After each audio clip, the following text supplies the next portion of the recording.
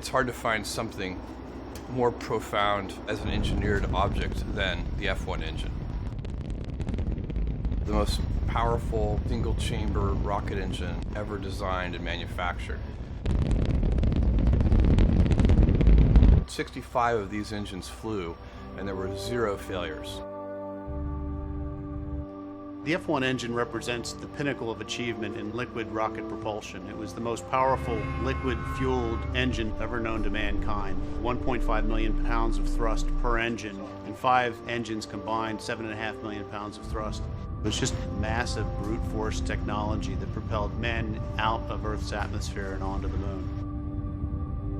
Apollo 11, I was 5 years old, and it really was a seminal moment for me. I remember watching it on our living room TV. I had the excitement of my parents and my grandparents. Little kids can pick up that kind of excitement. They know that something extraordinary is happening. That definitely became a passion of mine. You know, you don't get to choose your passions choose you. It does take courage to explore. Yeah. When you explore, you're doing things that nobody has done before, and things can always go wrong when you're doing something for the first time. Coming up behind you.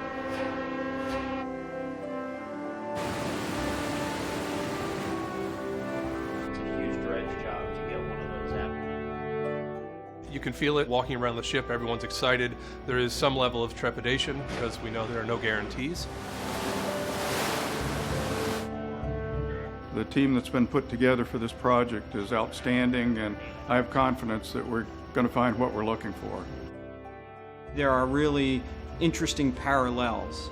That we were cutting edge in the 60s to go to the moon, and with this ship and this technology, these ROVs, we are on the cutting edge of deep ocean exploration as well.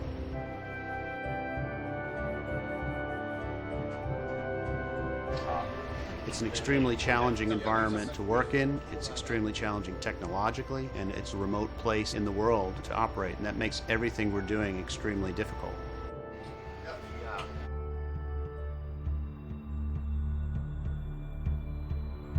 3 miles below where I'm standing right now is a wonderland that is testament to the Apollo program. It looks like a magic sculpture garden with all of these pieces from different missions that are, in some cases, perfectly preserved, and in other cases, twisted into these beautiful shapes.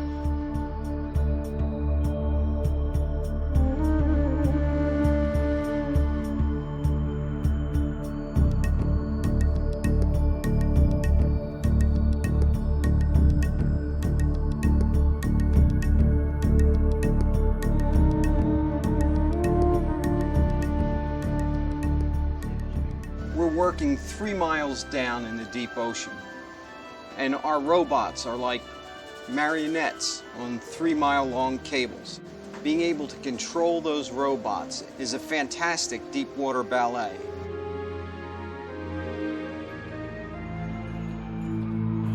The storm coming in tonight predicted to be 50-foot seas and 60-mile-an-hour winds.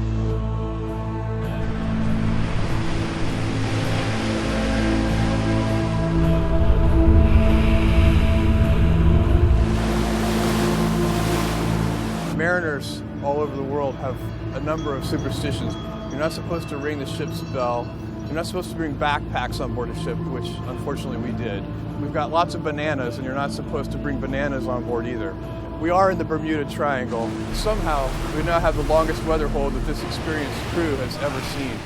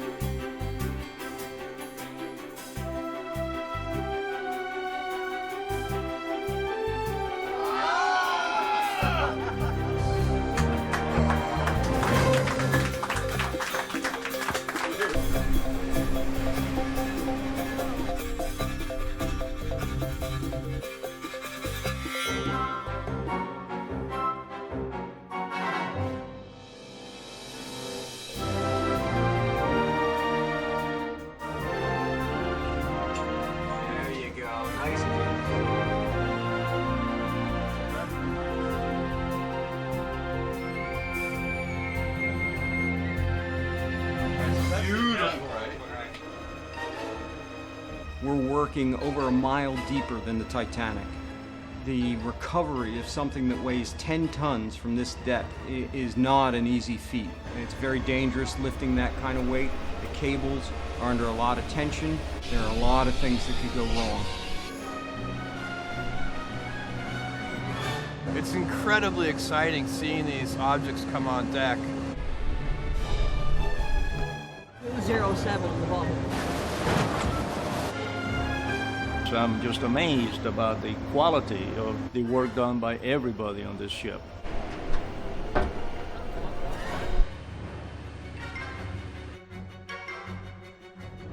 Something 9.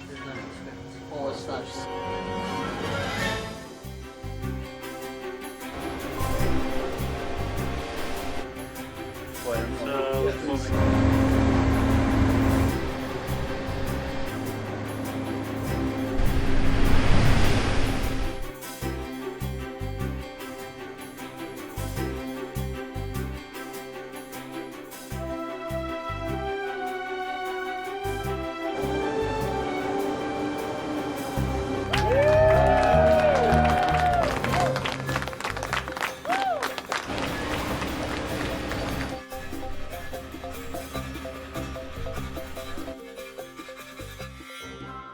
The original vision of recovering these Apollo engines could never have been made possible without all these experts on board.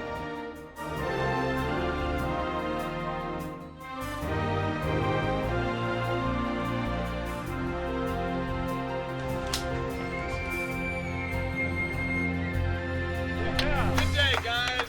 Well done. 6-0. So here we are on St. Patrick's Day. What we're trying to do is to build a moonshine still. To celebrate the day.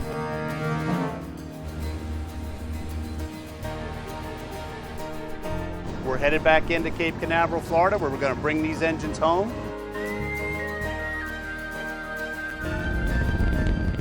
It's one thing to see those F1 engines, read about those F1 engines, but to bring those pieces up on deck and actually touch them, that brought back for me all those feelings I had when I was 5 years old and watched those missions go to the moon.